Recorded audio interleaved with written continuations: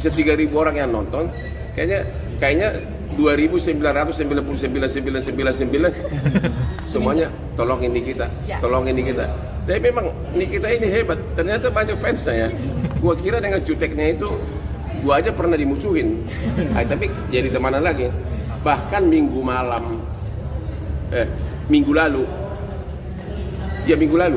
ya, minggu malam pas gue lagi gini-gini di klub kita di Bali, ya, jam 12.30 malam, tiba-tiba Nikita telepon. Iya. Nikita.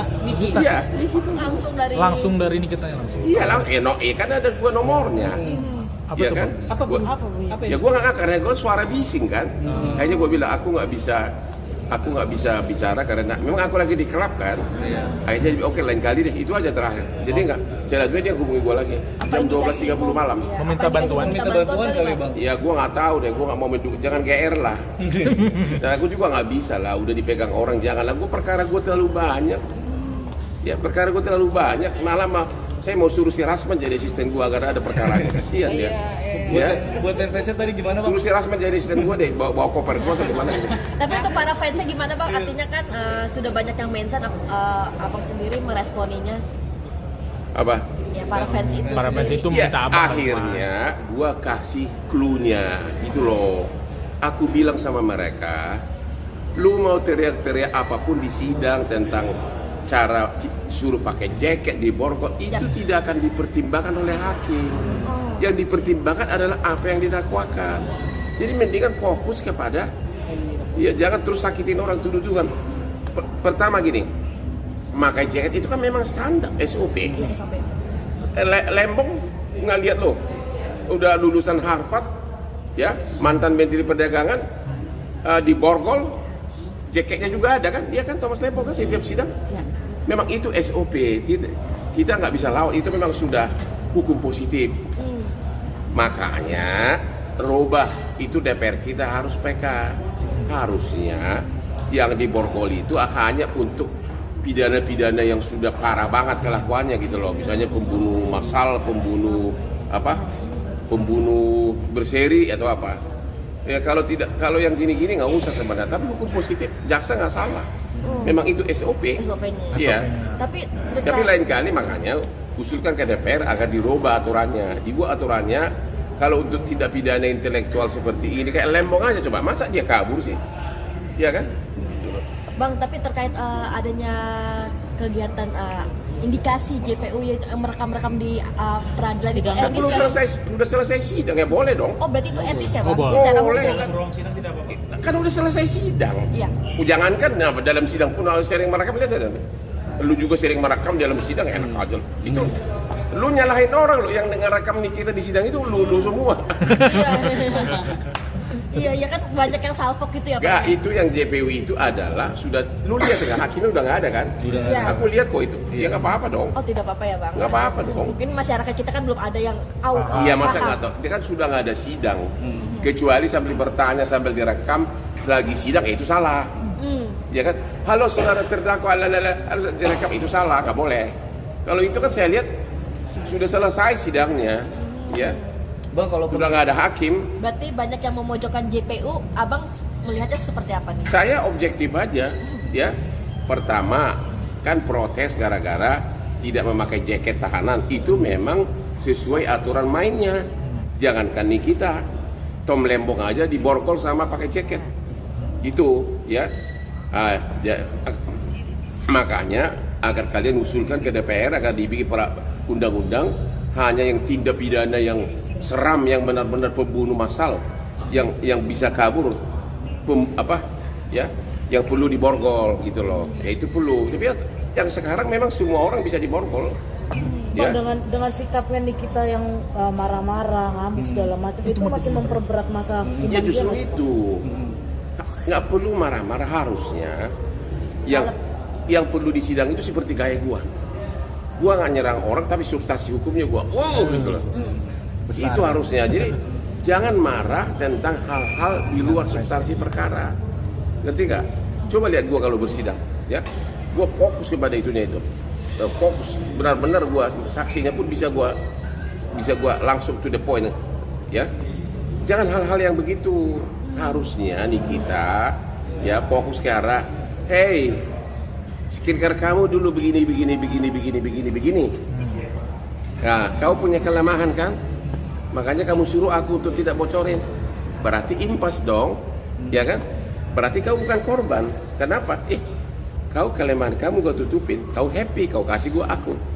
Ya kalau kau impas tidak rugi, malah gua lindungin kamu. Kok jadi pelapor gitu caranya harusnya, ya kan? Harusnya fokus ke sana, fokus skincare-nya itu di mana satu-satu rakyat, yuk. Agar kalaupun misalnya di tingkat pertama kalah, masih ada banding kasasi PK, masih ada. Harusnya yang paling penting itu sekarang, gitu loh.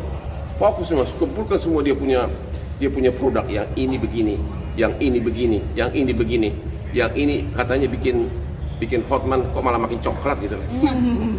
Gitu. Bang, selain marah-marah juga kan adanya penghinaan terhadap JPU itu sangat memberatkan nggak sih Bang? Itu nggak boleh. Saya udah bilang fokus lah, ya. Marah boleh, tapi marahlah ke arah yang substansi. Kalau ya boleh marah kalau misalnya JPU motong-motong, tapi protes. Majelis hakim gitu, gaya teriak gitu loh. Jangan serang orangnya. Saya keberatan begini. Gitu itu substansi. Kalau itu boleh teriak. Tapi jangan hal-hal di luar itu soalnya.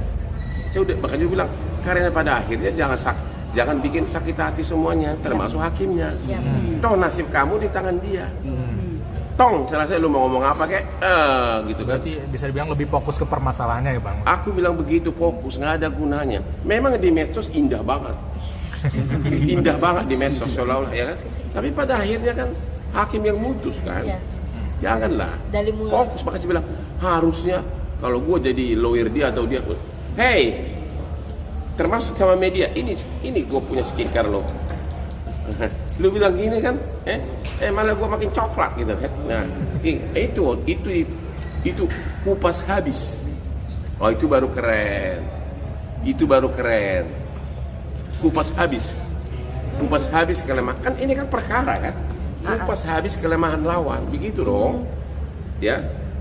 Berarti dari mulai gestur, dari ucapan itu harus dijaga ya Bang? Ya iya dong, lihat gua tuh. Aduh, kurang sakit apa ini klien gua nih coba.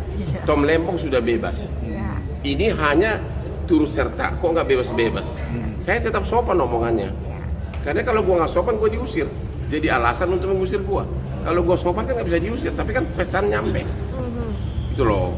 Jadi bilang sama Nikita dan timnya, namanya juga berperkara kan, bongkar kelemahan lawan, kuncinya di situ, ya.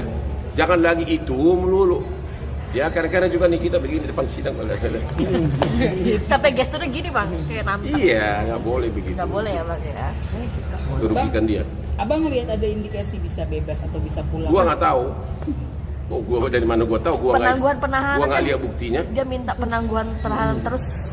Jarang lah kalau orang udah disidang. Kalau orang udah disidang dalam keadaan ditahan itu jarang penangguhan penahanan, kecuali karena sakit. Ya, disuruh sakit ya. Berarti, sakit hati gitu. Berarti untuk penangguhan penahanan bakalan tidak mungkin terjadi ya. Gimana lu bisa penangguhan penahanan? Nafasnya aja bilang hak, lu tidur lu idu lu. Gimana coba? Lu udah sakitin orang, gimana sih? Ya. Ini pesan-pesan Udah.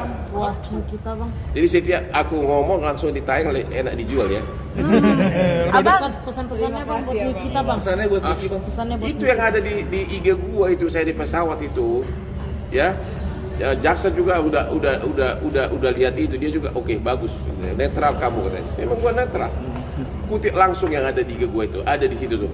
Ya udah keren lagi jasnya, ya, di bisnis kelas kan. Kutip itu ada, itu yang gua duduk pegang kertas itu aja, kutip itu bagus tuh. Pramugarinya Ya, cantik. ya. Oke. Bang. Terutama kalau kau bahas itu pasal 27.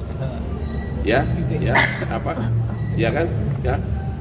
Menyerahkan sesuatu dengan ancaman, ya. Kenapa si pelapor itu mau? Kelemahan apa yang dia punya? Nah, kalau Anda sebagai seorang wartawan yang hebat, kumpulkan semua dia punya produk dulu, baru analisa. Panggil dokter sahabat gua. Berdua sama Richard Lee. Dia berantem. Ya kan hari ini ketemu di Mabes bang. Doktif juga kena batunya nih bang, produknya tidak lulus uji BPOM. Siapa? Doktif Hah? masuk daftar. Aku yang nggak mau tidak komentar itulah. Sahabat, sahabat. lulus. Ya kan sahabat mungkin. Ya panggil lah, semua sahabat gua. Itu caranya.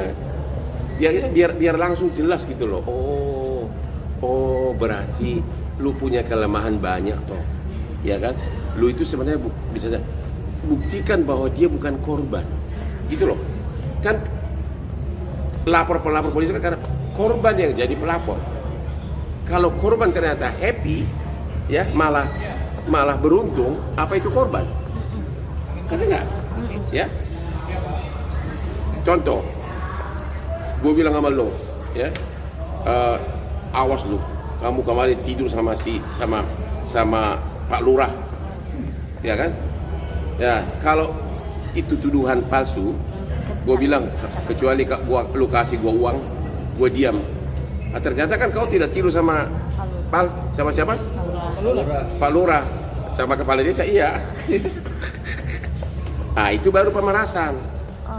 Tapi kalau benar kau tidur dan ada foto-fotonya, ada video-videonya kau lagi goyang apa gitu loh, dan kamu bilang sama dia jangan bongkar ya, ini duitnya nih. Nah itu apa coba? Kamu korban atau apa? Kesepakatan. Pidana itu kan korban, harus korban. Ya itu kalau kalian, makanya semua produknya lawannya itu kalian analisa, baru keren ya, naik penjualan kamu ya. Ya, udah. Bang, mungkin bang.